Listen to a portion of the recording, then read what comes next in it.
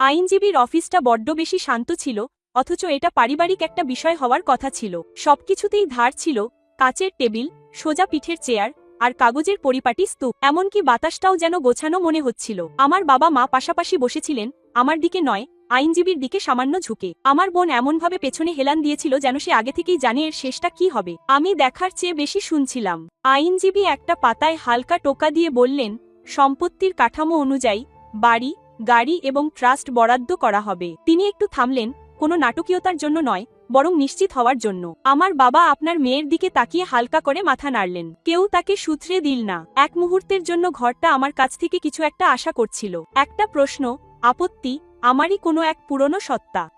কিন্তু তার বদলে মা সেই শূন্যস্থান পূরণ করলেন। তিনি বললেন, তুমি বরাবরই একটু কঠিন ছিলে, তীক্ষ্ণভাবে নয়, কিন্তু চূড়ান্তভাবে। আমরা ভেবেছিলাম তুমি নিজের পথ নিজেই তৈরি করতে চাইবে। কথাটা এমনভাবে বলা হলো যেন তারা আমাকে সহযোগিতা করছেন, যেন তারা আমার সুবিধা করে দিচ্ছেন। আমার মনে হলো কিছু একটা ভেঙে না গিয়ে স্থির হলো, যেন বহু বছর ধরে সামান্য বেঠিক থাকার পর একটা অংশ অবশেষে ঠিকঠাক জায়গায় বসে গেল। আমি আমার বোনের দিকে তাকালাম। সে সঙ্গে সঙ্গে ফিরে তাকালো না, শুধু কাগজগুলোর দিকেই মনোযোগ দিয়ে রাখল, যেন পড়লে ব্যাপারটা আর ব্যক্তিগত থাকবে না। যখন সে মুখ তুলল, তাতে কোনো ক্ষমা চাওয়ার ভাব ছিল না, ছিল সতর্ক, পরিমিত। আমি হাসলাম, তাকে আশ্বস্ত করতে নয়, কোনো কিছুকে চ্যালেঞ্জ করতেও নয়, শুধু মুহূর্তটাকে সুন্দরভাবে শেষ করতে। আমি বুঝতে পারছি, আমি বললাম। উকিলকে দেখে মনে হলো তিনি স্বস্তি পেলেন। আমার বাবা চেয়ারে হেলান দিয়ে আরাম করে বসলেন। ঘরটা যেন স্বস্তির নিঃশ্বাস ফেলল, যেন কোনো সিদ্ধান্ত সফলভাবে নেওয়া হয়েছে। আমি উঠে দাঁড়ালাম, বিশেষ কাউকে ধন্যবাদ না জানিয়েই। আমার চারপাশের আলোচনা নতুন করে শুরু হওয়ার আগেই বেরিয়ে পড়লাম। কেউ আমার পিছু নিল না। এরপর সবকিছু শেষ হয়ে যায়নি,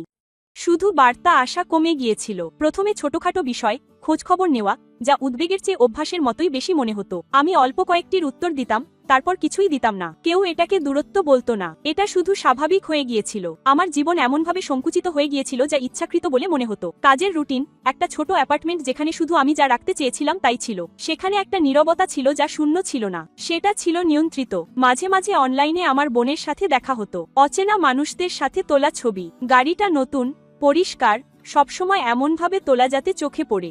আরও বড় কিছু গড়ার অস্পষ্ট ক্যাপশন। বিনিয়োগ, সুযোগের কথা উল্লেখ ছিল। প্রশ্ন করার মতো যথেষ্ট নির্দিষ্ট কিছু ছিল না। অবশ্য আমি প্রশ্ন করতামও না। এভাবেই 6 মাস কেটে গেল।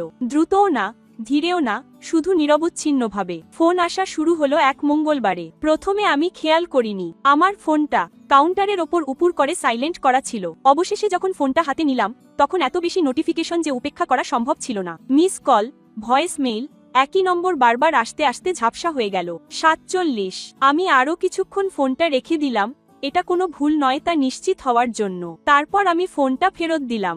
আমার মা সঙ্গে সঙ্গে এমনভাবে ধরলেন যেন তিনি ফোনটা ধরেই ছিলেন। কোথায় ছিলে, তিনি বললেন, কিন্তু তার কথায় কোনো অভিযোগ ছিল না, বরং স্বাভাবিক দেখানোর চেষ্টায় আতঙ্কের কিছু একটা ছিল। আমি বললাম, আমি তো এখানেই ছিলাম। এরপর একটা নীরবতা নেমে এলো, একেবারে নিস্তব্ধতা নয়। তিনি যেন ঠিক করার চেষ্টা করছিলেন কোথা থেকে শুরু করবেন। তারপর তিনি খুব দ্রুত কথাটা বলে ফেললেন, আজ সকালে এফবিআই তোমার বোনের বাড়িতে এসেছিল। কথাটা একবারে মাথায় ঢুকলো না, খণ্ড খণ্ড হয়ে গেল। কি জন্য এসেছিল? তাদের কাছে কাগজপত্র ছিল, তারা ট্রাস্ট নিয়ে প্রশ্ন করেছিল, অর্থ স্থানান্তর নিয়ে। তার গলার স্বরটা শক্ত হয়ে গেল। তারা সবকিছু ব্যাখ্যা করবে না, তারা শুধু প্রশ্ন করেই যাচ্ছিল। আমি কাউন্টারের ওপর হেলান দিলাম, কারণ আমার দরকার ছিল বলে নয়, বরং মনে হচ্ছিল এই ধরনের মুহূর্তে এই খুঁটিনাটি বিষয়গুলোই গুরুত্বপূর্ণ।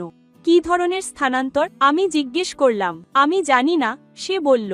আর আমার জীবনে প্রথমবারের মতো আমি তাকে বিশ্বাস করলাম। তার দিক থেকে নড়াচড়ার শব্দ, চাপা কণ্ঠস্বর। হয়তো পেছনে আমার বাবা এত নিচু স্বরে কথা বলছিলেন যে বোঝা যাচ্ছিল না। তারা বলল টাকার পরিমাণ যা হওয়ার কথা তার সাথে মিলছে না। সে আরও বলল যে এমন কিছু অ্যাকাউন্ট আছে যা আমরা জানি না, একাধিক অ্যাকাউন্ট। আমি সঙ্গে সঙ্গে উত্তর দিলাম না, উত্তেজনা তৈরি করার জন্য নয়, কারণ তাৎক্ষণিক বলার মতো কিছু ছিল না। সে আমাদের বলল যে সে বিনিয়োগ করছে। আমার মা এখন নরম সুরে বলতে থাকলেন যে সেটা বাড়ছে, বাড়ছে। শব্দটা ভঙ্গুর হয়ে ঝুলে রইল এবং আমি আরেকটা বিরতি নিলাম। তারা জিজ্ঞেস করেছিল আমরা এর অনুমোদন দিয়েছিলাম কিনা। প্রশ্নটা আমাদের দুজনের মধ্যেই রয়ে গেল। তুমি কি করেছিলে? আমি ওদের বলেছিলাম ওটা ওর টাকা। সে দ্রুত বলে উঠল, যেন কথাটা এখনো সত্যি হতে পারত যদি সে যথেষ্ট পরিষ্কার করে বলতো। আমি এক মুহূর্তের জন্য চোখ বন্ধ করলাম, দুশ্চিন্তার কারণে নয়, শুধু সবকিছু গুছিয়ে নেওয়ার জন্য। সবকিছু আবার ঠিকঠাক জায়গায় বসে যাচ্ছিল, ঠিক যেমনটা উকিলের অফিসে হয়েছিল, শুধু এবারের ঘরটা ছিল অন্যরকম। কাগজের কোনো পরিপাটি স্তূপ ছিল না, কোনো নিয়ন্ত্রিত ভাষা ছিল না, ছিল শুধু এমন কিছু প্রশ্ন যা আর তাদের নিজেদের ছিল না। সে কি করেছিল?